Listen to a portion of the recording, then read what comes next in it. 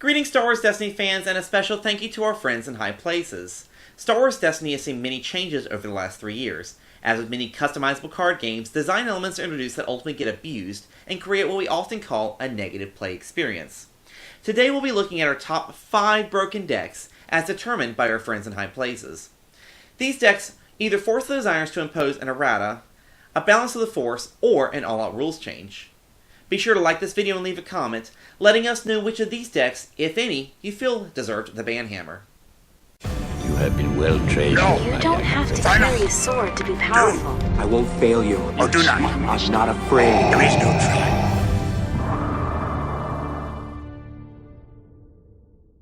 Number 5. Pomaz.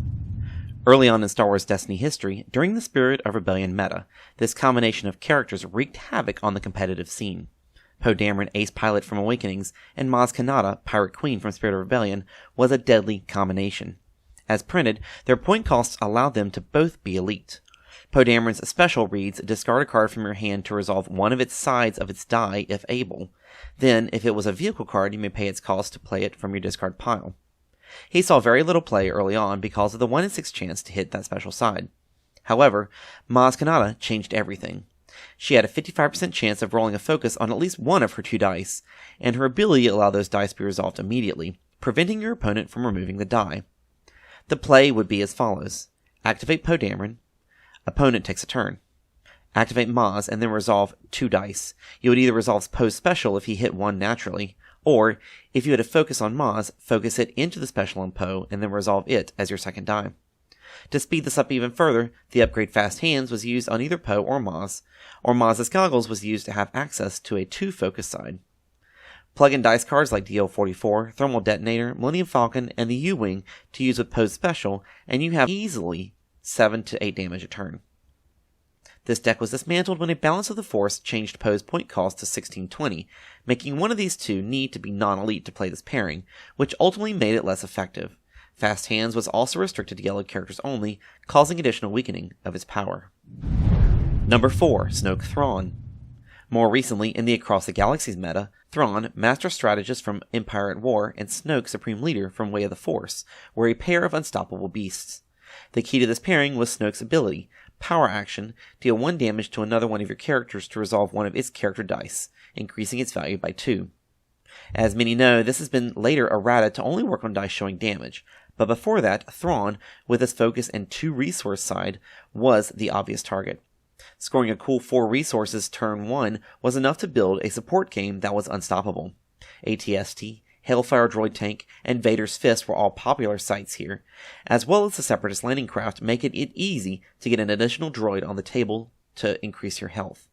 Combine that with Thrawn's ability to control the hand, some great blue removal, and Chance Cube for additional resources, this deck was just not fun to play against.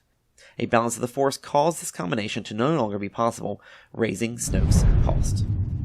Number 3. The Hyperloop. This early combo deck was stupid. Clever, but stupid.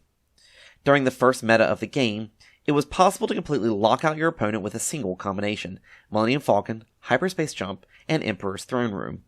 The most effective character combination was Poe Dameron and 2 hired guns. Turn 1, you would hope to roll into 1 resource. Then you would use Emperor's Throne Room to flip Poe's die to a special and resolve it. You would then discard the Falcon from your hand, resolving the 2 resource side, and, with your newly discovered 5 resources, play the Falcon with Poe's ability from your discard pile. With the Falcon's ability, as long as its die was in the pool, you could claim, with Emperor's Throne Room, use the Falcon special to play Hyperspace Jump from your discard pile for free, and escape any danger your opponent threatens you with. Ideally, you would get in ping damage along the way, but you can effectively lock out your opponent whenever you choose. This caused the designers to start incorporating the set-aside zone, so when played, the Hyperspace Jump event could no longer be recalled into the play by the Falcon. This essentially exiled the card from the game, so that the infinite loop can no longer happen. Number 2. Sabine Ezra. Sabine Ezra became a household name in Destiny circles throughout the Legacies meta, all the way through 2018 World Championships. The pairing was powerful, with some great raw damage on both characters. The goal of the deck was to get both copies of Running Interference on the table. Before it got adjusted, you could exhaust the support to prevent your opponent from doing the same action you just did. What ended up happening was this. If both copies of Running Interference were on the table, you would play an ambush weapon like DL-44 or Holdout Blaster on your characters. You would tap Running Interference to prevent them from playing a card. Then you would activate Sabine, tapping the other Running Interference to prevent your opponent from activating a character. You could then be assured that on your next opponent's turn, they could not remove any of your dice nor roll in to threaten you. Cards like Hasty Exit, Hyperspace Jump, and some great removal such as Easy Pickings and Into the Garbage Chute kept you alive, and Never Tell Me the Odds became a great finisher card. Ultimately, Sabine's point costs were adjusted to ensure this pairing was not possible, and Running Interference was errated to force you to discard the card to use its effect instead of exhausting it, making it a one-time use. Number 1. Rainbow Nines. Coming in as the undisputed champion of negative play experiences is Rainbow Nines. This deck was so pervasive in the Spirit of Rebellion meta that the first US Nationals, almost every deck in the top 8 was this pairing: Night Sister, Balatik, and FN2199. This was the first deck that caused an all-out core rules change. FN2199 stated this: after you play a weapon on this character, roll that weapon die, if able. You may immediately resolve it. So what do? You pack your deck with upgrades. In a single turn, you could play an upgrade, roll out and resolve the die. You would then override that upgrade with a different upgrade, roll it out, and resolve the die. This would continue for multiple upgrades, and with Boundless Ambition, could continue even further into the turn.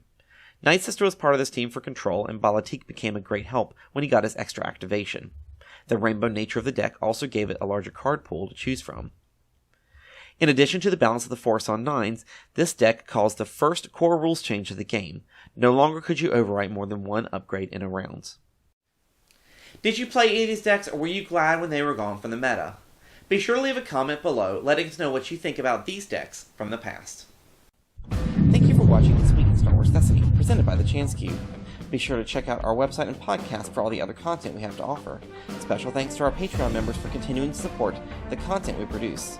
Check out patreon.com/thechancecube to find out about the benefits you can receive for supporting this channel.